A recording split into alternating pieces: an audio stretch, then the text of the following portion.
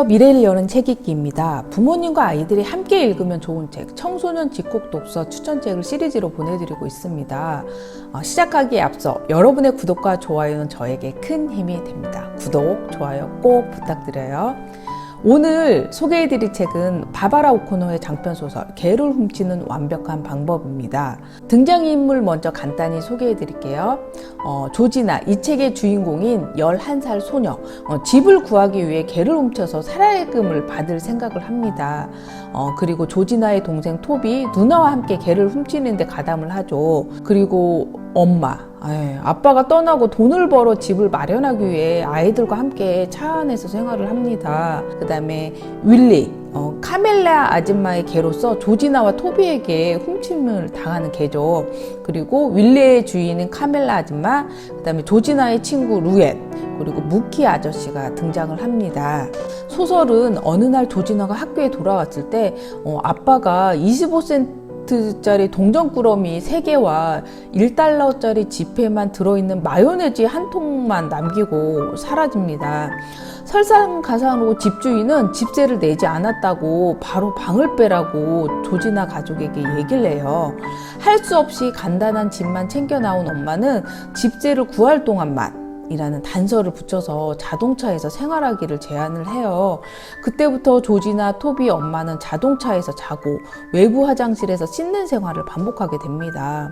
하루하루 평범한 생활을 그리워하는 조지나는 이런 최악의 모습을 친구 루엔에게 그만 들키고 맙니다. 평소에 아파트 3비호에 사는 것처럼 둘러댔는데 토비와 잠깐 티격태격 하는 사이에 루엔이 자신의 뒤를 따라오는 것을 보지 못했어요. 조지나는 자존심도 상하고 수치심을 느끼게 되죠. 좀 11살 소녀가 감당하기에는 좀 힘든 상황이죠. 하지만 조지나는 포기하지 않고 우는 대신 화를 내고 체념하는 대신 머리를 굴립니다. 떠나버린 아빠를 그리워하는 대신 지금의 자신의 곁에 있는 엄마와 동생을 위해, 그리고 자신을 위해 집 구하기 프로젝트를 계획하게 되죠. 책 제목처럼 개를 훔치는 완벽한 방법에 대한 계획을 세우게 되는데요. 자동차에서 생활하는 것을 친구 루엔에게 들킨 그날 밤, 조지나는 개를 찾아주는 대가로 $500를 준다는 광고 전단지를 하나 보게 돼요. 그리고 엄마에게 $500가 있으면 집을 구할 수 있을지 물어보죠. 엄마는 아마도라는 대답을 하는데, 그때부터 조지나는 동생 토비와 함께 주인의 사랑을 듬뿍 받고 살해금으로 $500 정도를 줄 수 있을 정도의 부유한 집의 개를 훔치기 위한 세부 규칙들을 써내려가며 치밀하게 계획을 세우게 됩니다.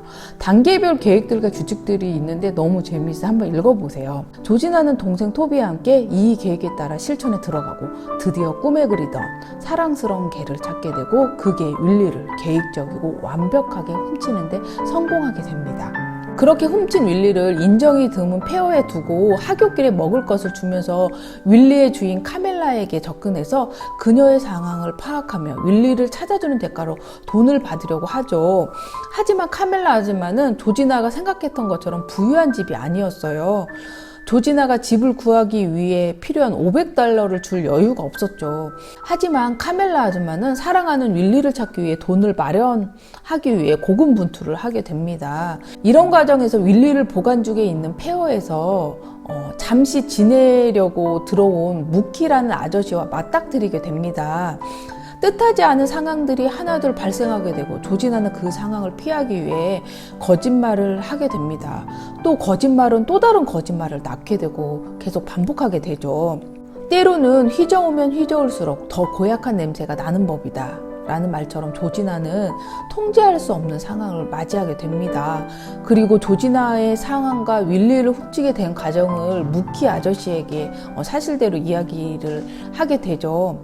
무키 아저씨는 조지나가 잘 판단해서 할까라고 이야기를 합니다. 조지나는 개를 완벽하게 훔치는 방법을 계획했던 똑똑한 아이였듯이 모든 것을 원상태로 되돌릴 수 있는 힘을 가진 순수한 아이였어요.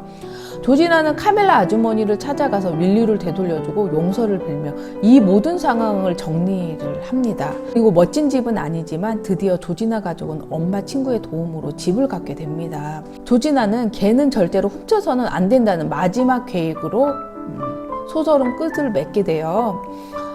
저는 갑자기 가정이 파괴되고 길거리에 나 앉아 홀로 두 아이를 책임져야 하는 엄마의 마음은 어땠을까라는 생각이 먼저 들더라고요. 이제 같은 엄마로서 많이 공감이 갔는데요. 조지나의 엄마의 마음을 잠깐 느껴볼 수 있는 부분이 책에 있는데 잠깐 읽어드릴게요. 미안하다 우리 아가 정말이야 매일 밤 기적을 바라며 간절히 기도하지만 아무도 들어주지 않는 것 같구나. 어떤 기적? 간신히 묻는 내 목소리가 가여울 정도로 기어들어갔다. 글쎄 엄마도 잘 모르겠다. 엄마의 목소리도 마찬가지였다. 뭐든 빛난다. 대개는 돈이고. 나는 고개를 끄덕였다. 그래 돈이야. 나는 조용히 생각했다. 결국 나는 걔를 훔칠 것이다. 그래야만 한다. 우리가 이 진창에서 벗어나 다시 보통 사람들과 똑같이 살기 위한 방법은 그것뿐이다. 다음은 조지나가 개를 훔치고 죄책감에 갈등하는 부분인데요. 나는 가시덤불을 헤치고 길 쪽으로 나왔다. 하지만 윌리가 구슬프게 짖는 소리가 내 뒤통수를 잡아 끌었다. 난 아무 소리도 못 들었어. 혼자 중얼거려 보았다. 난 나쁜 사람이 아니야 라고 스스로를 위로했다. 이건 멋진 계획이야. 결국은 모두 다 행복해질 거야. 머릿속으로 끊임없이 되뇌었다. 이렇게 생각하다 보면 다 진실이 될 거라고. 나는 그렇게 믿고 싶었다. 조지나의 마음을 알 수 있는 부분이었고요. 어떻게 11살 아이가 이런 계획을 세우고 실천에 옮길 수 있을까? 조금 의아하기도 하고 씁쓸하기도 하고 조지나의 계획을 읽고 있다 보면 저도 모르게 핏이 웃게 되는 부분도 있긴 한데 다른 한편으로는 좀 안타깝다는 생각도 좀 하게 되었습니다. 부모 입장이라서 그런지 조지나의 아빠의 행동도 좀 이해가 되지 않았고 이제 현재의 우울한 상황과 생활고로 지친 엄마가 어쩔 수 없이 아이들에게 짜증스러운 말투로 심한 말까지 할 수밖에 없었던 상황들이 좀 슬프기도 하고 마음이 불편했던 소설이었습니다. 그래도 마무리는 청소년 소설답게 해피엔딩으로 끝났는데요. 조지나가 모든 것을 되돌려 놓고 새로운 집에서 새롭게 시작할 수 있어서 다행이라 생각했어요. 네. 가족의 소중함, 평범한 일상의 소중함을 다시 일깨워주는 소설 바바라 오코너의 개를 훔치는 완벽한 방법 청소년 집콕 독서 추천책으로 보내드렸습니다. 가족의 모습은 여러 가지일 수 있습니다. 눈에 보이는 가족의 모습보다는 가족들끼리 서로를 믿고 사랑한다면 어떤 어려움이 닥쳐도 슬기롭게 헤쳐나갈 수 있을 거라 믿어요. 오늘 영상이 좋으셨다면 구독과 좋아요 꾹 눌러주시기 바랍니다. 그럼 저는 다음 시간에 찾아뵙겠습니다. 감사합니다.